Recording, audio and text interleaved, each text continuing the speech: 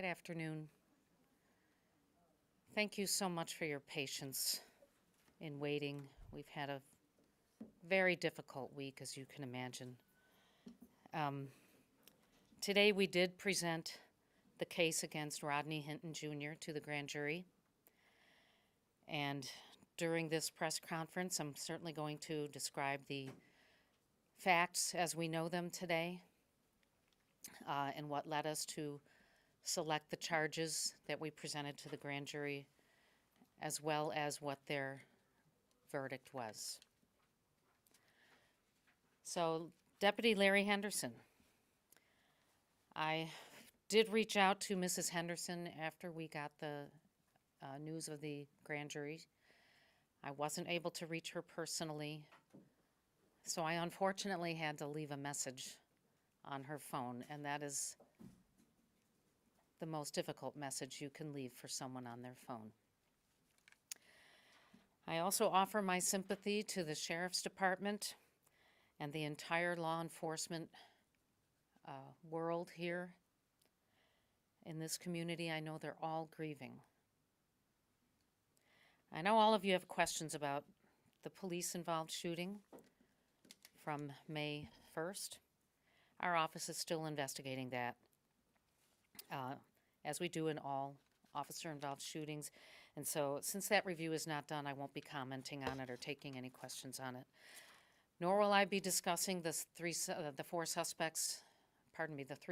suspects who allegedly were in the vehicle that started this chain of events. This today is about Deputy Henderson, and the visitation is going on right now, and his funeral is tomorrow, and so it's only proper and apt that we focus on the tragic death.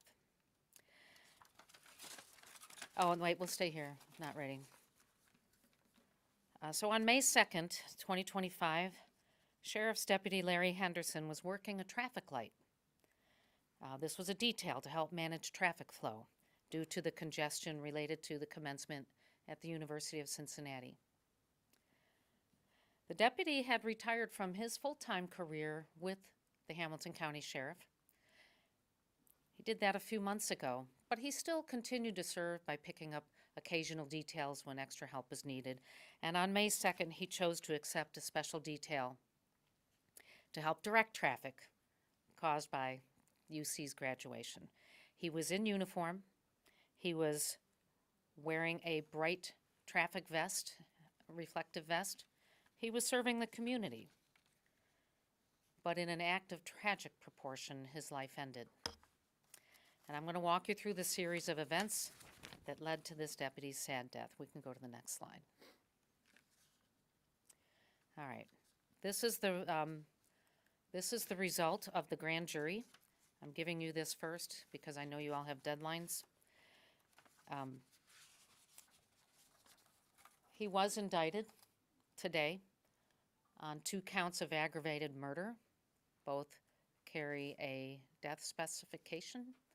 1 count of felony murder and 2 counts of felonious assault.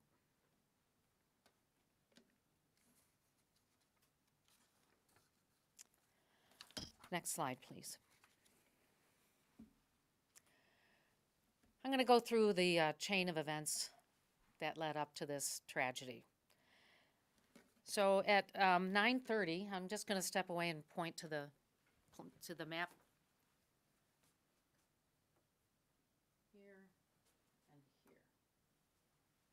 So at the bottom left of the slide, this is where Rodney Hinton Jr., along with his family, they went to the Cincinnati Police Department to meet with the chief, and the police had decided to show them the body cam footage involving the death of his son, Ryan Hinton. They meet with the chief there. At 9:51 a.m., Hinton, and when I say Hinton, henceforth, that means Rodney Hinton Jr., the defendant herein. Mr. Hinton was so upset, he left the building. At 10:37, so almost 50 minutes later, the family that was with him comes out of the building and they all leave in one car. Mr. Hinton left his vehicle there because he was upset. The family drives him up to Findlay Market, where they suggest he gets something to eat, and he declined. After that, they go to the home of a family member. Mr. Hinton takes a 30-minute nap. By 12:41, the family decided that they could return him to the police station, lower left part of the slide, where he can retrieve his vehicle. And at 10:44, Hinton drives out of the parking lot, but his family follows him. Hinton drives back to the police department and drives through the parking lot. His family is still following him. At 12:50, he leaves, drives up Clifton Avenue. His family is still following him. Turns onto Martin Luther King Drive. Family members still follow. There's a lot of traffic and congestion. Hinton pulls into the right lane. You're right by campus there. And at 1:05 p.m., Deputy Henderson is hit. Now we're going to walk through the last tragic seconds with the next slide. So this is a street view where you see the intersection.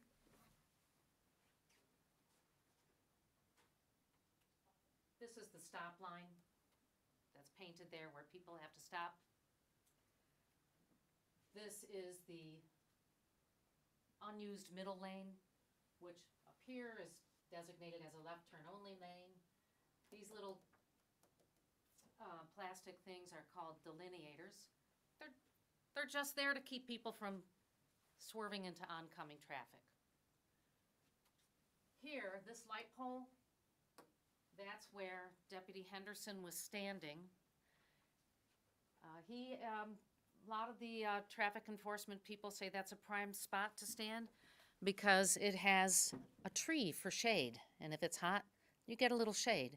And also, it's on a concrete triangle, so you're not in the road. So it's considered a pretty safe place to stand. And that's where he was standing. He was working a traffic light indicator to help ease congestion.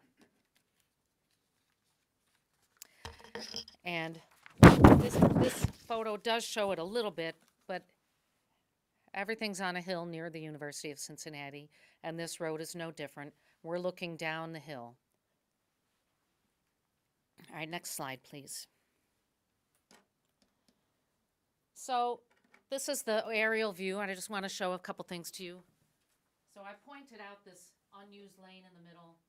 You can see it all across Martin Luther King Drive.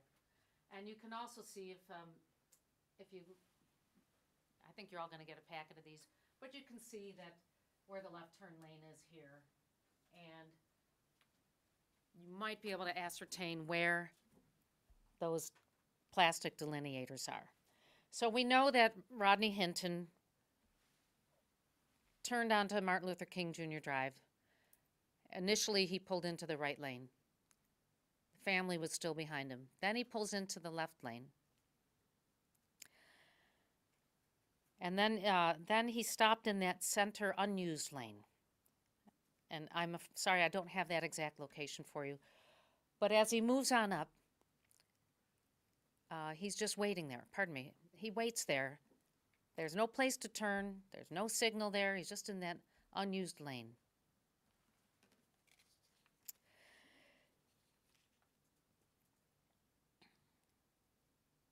Because he was up a little bit of a hill, he was at a higher elevation, and he could look down and see what was going on in front of him, and he could see Deputy Henderson working that traffic light.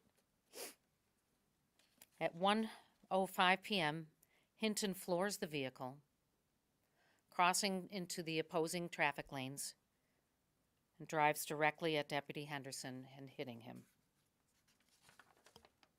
Can we have the next slide, please?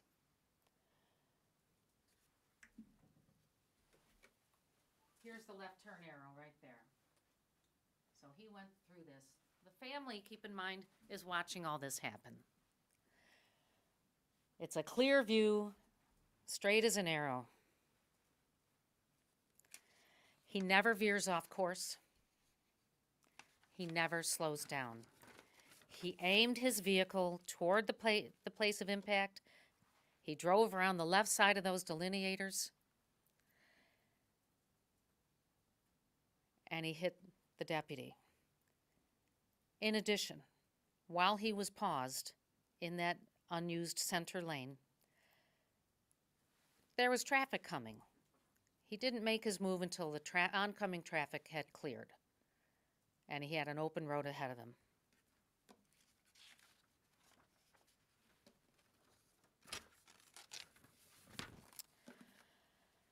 So next slide, please.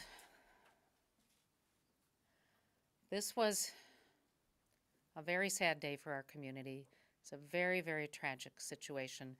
A law enforcement officer simply directing traffic was purposely targeted and killed because he was doing his job and because he was a law enforcement officer.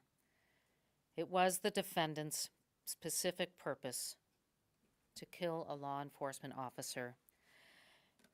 And he put many other people in danger. UC was having its commencement ceremony. Just feet away from where the deputy was standing, there were students who were dressed in their caps and gowns walking to commencement. There were family members. We all know how horrible parking is in Clifton, but imagine on graduation day how much harder it is. People were parked all over the place, crossing the street to see their children graduate. Should have been one of the happiest days in these families' lives, but instead, a tragic, horrific incident happens. I'm going to ask the sheriff to say some words. Thank you, Madam Prosecutor. As we speak, Larry Henderson's viewing is commencing, and we have opened it to the public. We set out time prior to 4 o'clock today to allow the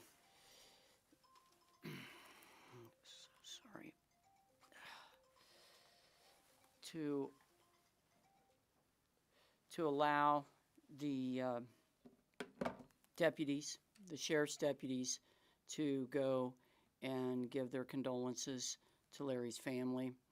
And after that, then they were going to stay, and they are staying for the viewing for Larry Henderson. Tomorrow we will lay Larry Henderson to rest. We will have a burial with full ceremony. He will be buried with full honors.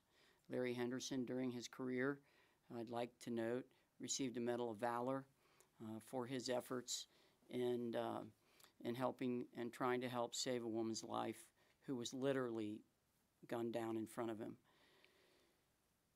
What I'm asking the public to realize is this: we are all mourning someone.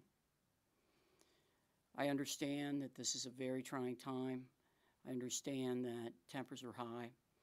I understand that people are asking each other why. What I'm asking everyone in our community to do is to do your best to engage and talk to people, grab onto each other and mourn, do the things that you know in your grief will help you heal. But I'm asking you to please, please let justice play out in all cases. The criminal justice system is designed in such a way that we all have to participate and we all have to wait. And that's law enforcement as well. And that's exactly what we will do. We will follow those dictates, and I'm asking the public to understand that it is a very trying time for all of us. So the Hamilton County Sheriff's Department will continue to stand. We will continue to serve the public, and we will continue to do so in a fair and equitable way with transparency. Thank you very much. Any questions? Prosecutor, I have a couple for you. The first of which, these charges carry a potential death penalty, but is that one that you will seek, and if so, why? Look, my job is not an easy job. My job is to prosecute people who've been accused of committing crimes. I see tragedy every day. This case is absolutely one of the more tragic I've seen in my short tenure. The facts of this case meet the law that's written in Ohio that does include the death penalty. And that's why we're seeking it. Apparently, the grand jury agrees. Previous prosecutors have taken these cases up themselves and prosecuted them personally. Is that something you plan to do? And if not, who will be prosecuting it? I have my top two criminal lawyers on this, Kate Burrows and Kip Guinan. Have they pursued capital murder cases in the past? Yes.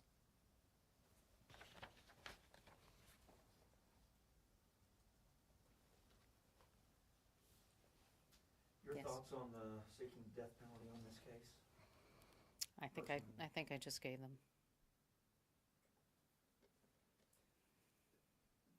This is novel. The judge that heard Hinton's In room case A? just the other day, said it was something unprecedented, something he's never seen before. Can you just comment on the nature of this case, essentially a police shooting leading to what appears to be an act of retribution? Do you see it that way? And can you comment on the unprecedented nature of this case? I can only tell you that I've never seen someone hunted down and killed like this. And I think Judge Yates was expressing that astonishment as well, that this is something unlike we've ever seen before.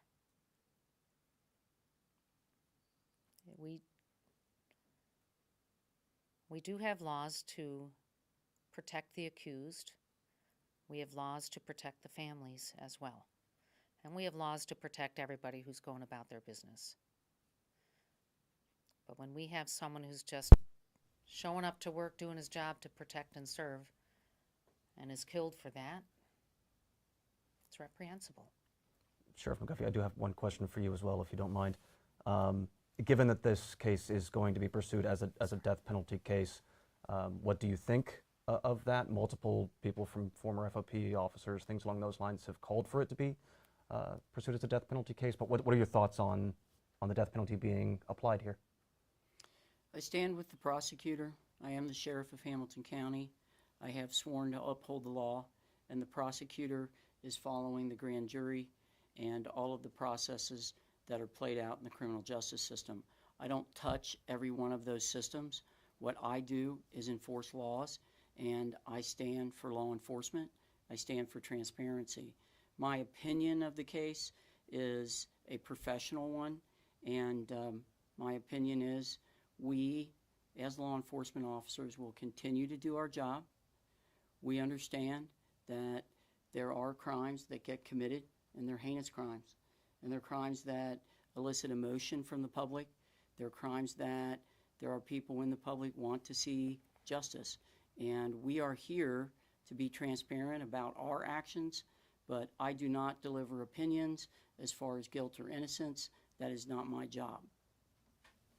Yesterday in court, the prosecutor said there was a big mental health question mark. Was that taken, have you guys reviewed his mental health background, and was that taken into consideration when you guys were adding that death penalty?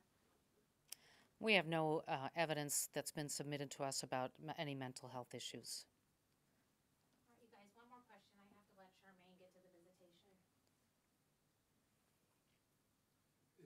I guess when do you anticipate discussing the other aspect of this regarding the Hinton, the shooting of Hinton and the police investigation with that? I guess have Well, you received the CPD investigation on that? That's still being investigated, so I have no information to share with you on that yet. Just two counts, can you explain, there's two counts against the one person? Yeah. Explain why. Yeah, so that the facts of this case, we felt were answered by two different provisions in the criminal code. Both provisions for this type of aggravated murder are directed for instances when the victim is a law enforcement officer and the defendant either knew or should have known, in plain speak, should have known, or everybody thinks they should have known, is a law enforcement officer. So that carries for both different provisions. Then it changes. So in one provision of the revised code, the death is happening while the victim is performing his duties. The second provision of the Ohio Revised Code that we think these facts fit is that the murder happens because the defendant was looking to kill a police officer. And I believe and instructed my staff to follow these facts exactly and pursue both different sections. When you say hunted down, you just said that he was looking to kill a police officer. Do you have any ideas or suspicions as to why he returned to the parking lot of the CIS building? Well, that obviously I'm not in his brain, but one can conclude from observing these facts that he drove around the block and he went back into the parking lot for a minute. Why else would he go back there? Yeah. Yeah. We really appreciate Okay. it. Yeah, we got to let Charmaine There go. has been a lot of facts out in this case. We're gonna let the rest of this play out in the trial. I think you can all agree between courtroom A, which you were all at in today, this is a very robust set of facts for this case before the trial even begins, so we'll let the trial play out. Thank you, everyone.